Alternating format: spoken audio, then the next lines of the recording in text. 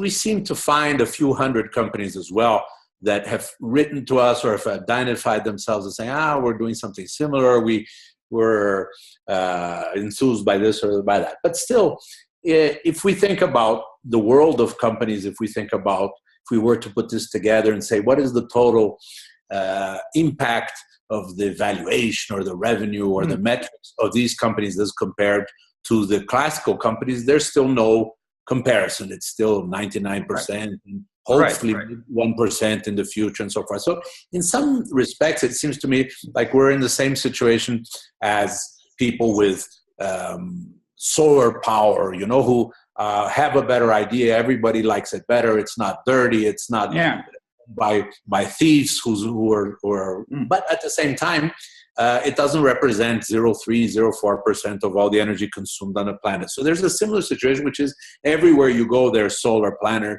Everywhere you go, there's wind turbines.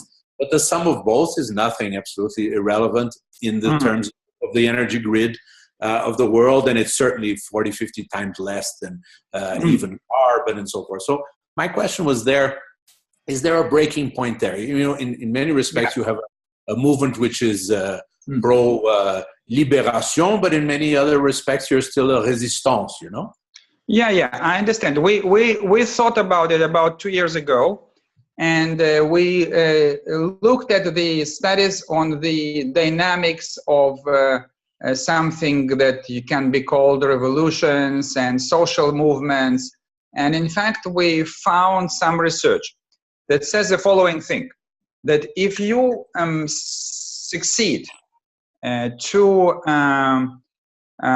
involve 7% of the target population, and these 7% are opinion leaders, the whole target population twists, like we say in French, bascule, turns over into the movement that you're looking at.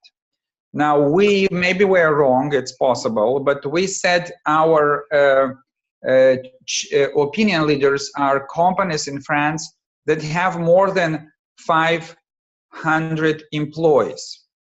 Now, there are 2,000 companies like that in France. We know all of them, including the huge corporations. So our target today is a very specific. We want to have 150 companies, more than 500 person, to enter corporate liberation. We believe that once we reach that number, the whole French economy will collapse into liberation. We have examples of that. We have examples of the industry specific, which is, we call it in French, grande consommation, chain stores, right? And we have we are moving close to the critical mass of chain stores because there is Decathlon, there is Auchan, Kiabi, which is kind of a chain store for cars, apparel, with kind of big amount of people. Decathlon, it's 80,000 people. Kiabi, it's a European chain for clothing. It's about 10,000. Noroto, I think, 12,000. And today we observe that basically chain stores, they start to fall into this kind of movement one by one. So this is our plan. We don't have a guarantee that we will succeed, but I can tell you that probably every month we have 1-2 of these over 500 size companies entering this we call it corporate liberation movement. Today it's really something. It's not marginal.